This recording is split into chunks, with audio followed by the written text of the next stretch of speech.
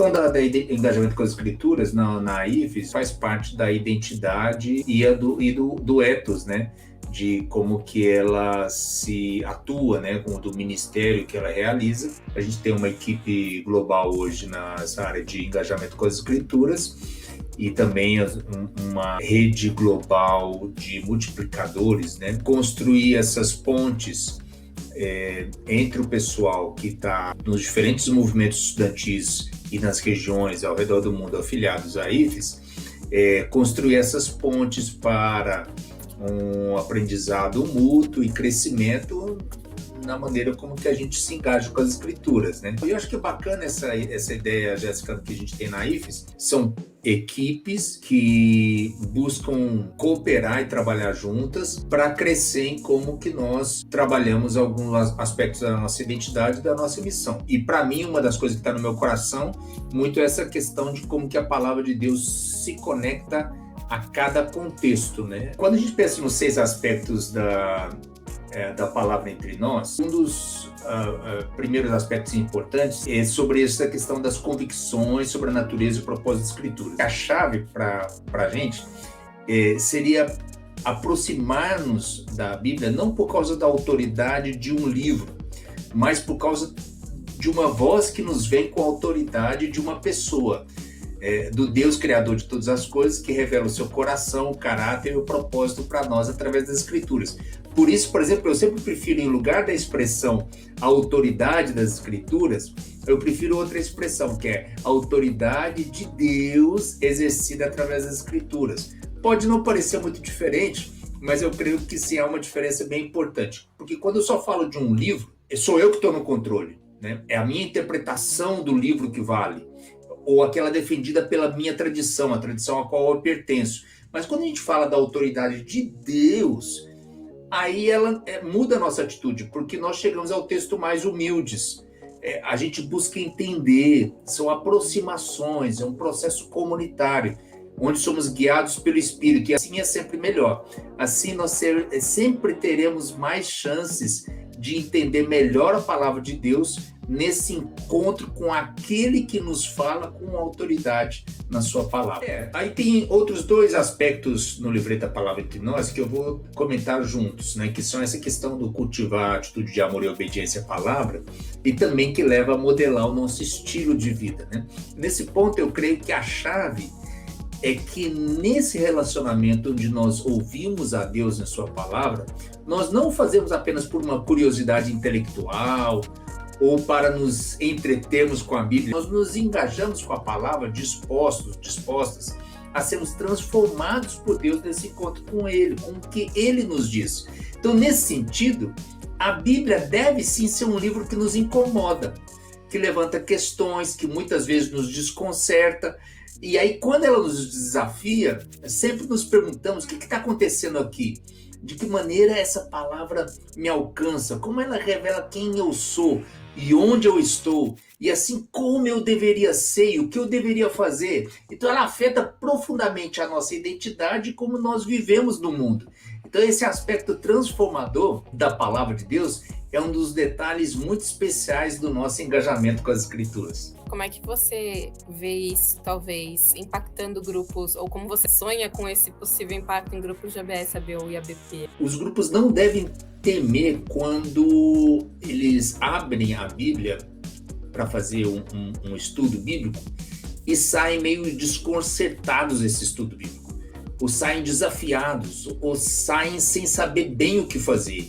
É um bom sinal de que algumas perguntas nos incomodaram. Então é um bom exercício nós lermos a Bíblia contra nós mesmos, não para reforçar coisas que nós já criamos antes. É bom eu ler a Bíblia e aquilo me desconcertar de tal maneira que me leva a perguntar: e agora o que eu faço com isso que nós encontramos aqui nas Escrituras? E levar isso por um tempo, sem precisar resolver e ajustar aquilo naquele momento. Não, a palavra entre nós, um dos aspectos que nós levantamos com exercício e perguntas é sobre como nós estamos confiando na palavra de Deus ao dar testemunho de Cristo e da vida que Ele oferece para a gente no mundo, né? E uma das dicas que para os grupos de ABU, ABS, BP, é que sempre podem fazer duas perguntas quando eles estão lendo e meditando nas Escrituras. Uma é: quem Deus é?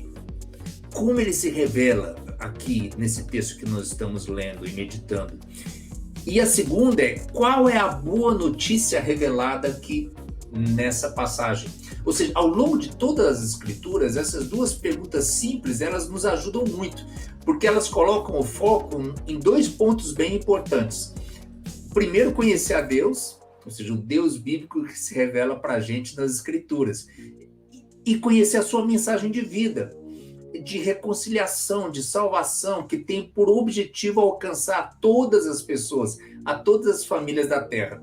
Assim, é muito especial ler as Escrituras crendo e reconhecendo que nelas nós podemos conhecer mais a Deus, conhecer mais o caráter e o coração de Deus, e também conhecer mais da vida que Ele nos dá, que Ele nos oferece, revelando essa vida para a gente, nos dando essas pistas e caminho através das Escrituras. O sexto aspecto que aparece no livreto A Palavra Entre Nós, que a gente precisa aprender a crescer, a enfrentar biblicamente os desafios do nosso mundo. Seria sempre bom para nós, nossos grupos de ABU, ABS, BP, a gente aprender a prestar mais atenção às perguntas que as pessoas ao nosso redor estão fazendo. Então, ao invés de eu vir e trazer já logo qual que é a mensagem que eu quero trazer para as pessoas, eu presto atenção às perguntas que as pessoas estão fazendo. Quais são as suas crises? Quais são as suas preocupações? Quais são os dilemas que estão debatendo ou ocupando a mente e o coração das pessoas ao meu redor no mundo estudantil?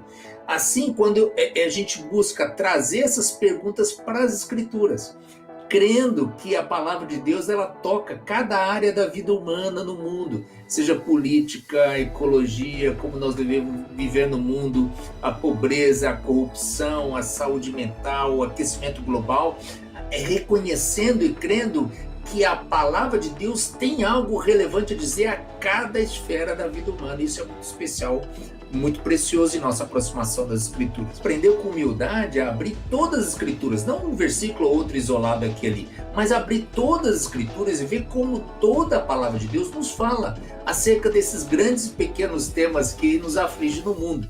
Descobrir como que a palavra entra nessa interação dialógica, né? Trazendo esperança e mudança para o mundo. E as Escrituras, elas então passam a ser essas lentes através das quais nós lemos o mundo, sendo que por ela mesma ou pela palavra nós somos lidos, medidos, julgados. Por isso que a dialógica é um ir e vir, que aí nós vamos crescendo e aprendendo a crescer em como enfrentamos biblicamente os desafios do nosso mundo. Hoje em dia a gente enfrenta, pelo menos muitos grupos de estudantes estão enfrentando algumas situações bem diferentes do que pelo menos gerações anteriores enfrentaram. Você consegue pensar algum exemplo mais prático que ajudou você talvez a olhar para essa realidade, ouvir as perguntas do nosso contexto e dialogar com a palavra? Há alguns anos eu fui à Nigéria e eu propus com o movimento estudantil da Nigéria um exercício lá que era parecido com esse tema de como enfrentar biblicamente os desafios do mundo. Os temas que nós iríamos escolher e enfrentar, na verdade, eu falei assim, olha, vocês é que vão dizer quais são os temas. Então, no final das contas, o pessoal lá da Nigéria levantou várias perguntas relacionadas a corrupção, pobreza, integridade acadêmica, cuidado com a criação, coisas do tipo. E aí eles, em grupos pequenos, foram para trabalhar a partir de como que eles respondiam a esses temas biblicamente. Foi um exercício bem bacana, porque parte da tarefa era justamente isso que eu comentei, que eles tinham que identificar quais eram as questões por detrás daquela questão. Por que nós estamos falando sobre pobreza? Por que isso é um problema? Por que estamos preocupados com isso? Por que é um problema no mundo, mas por que é um problema para mim particularmente a partir da minha fé cristã? Por que me incomoda? Por que eu estou levantando essa pergunta? Então, você faz outras perguntas que você vai expandindo para entender qual que é o problema. Aí quando você traz todas essas perguntas que você ramifica um pouco mais, você tinha que fazer esse exercício de que grandes trechos das escrituras ou temas, não só versículos isolados, mas livros ou narrativas, histórias contadas nas escrituras que nos ajudam a lidar com isso daqui. E por quê? Pois eles tinham que fazer um exercício que era escolher uma dessas passagens nas escrituras, fazer um estudo mais detalhado, aprofundado daquela passagem, e preparar também, num formato de um pôster, como é que eles comunicariam para um público que não fosse cristão, de que maneira a Bíblia tocava naquele tema também que as pessoas estavam conversando na sua realidade. Para mim, ver, porque aí eram dezenas de posters, né? Tipo o Congresso Científico, né? Que você percebe a diversidade de abordagens. Cara, muito legal. E de certa forma isso volta para o ponto anterior, né? Isso testemunha de Jesus e do amor. Isso, exatamente. Quando você vê que essas coisas todas são integradas, né?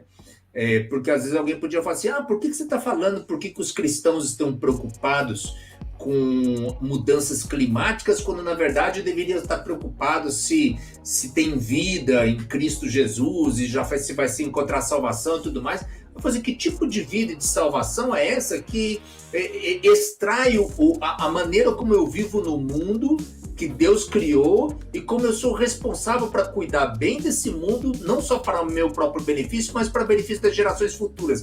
Então, quando a gente ajuda as pessoas a perceberem que a nossa fé não é compartimentalizada ou não é desengajada, desencarnada dos problemas que a gente vive no mundo, na verdade isso é um testemunho poderoso para aqueles que não são cristãos e faz sentido.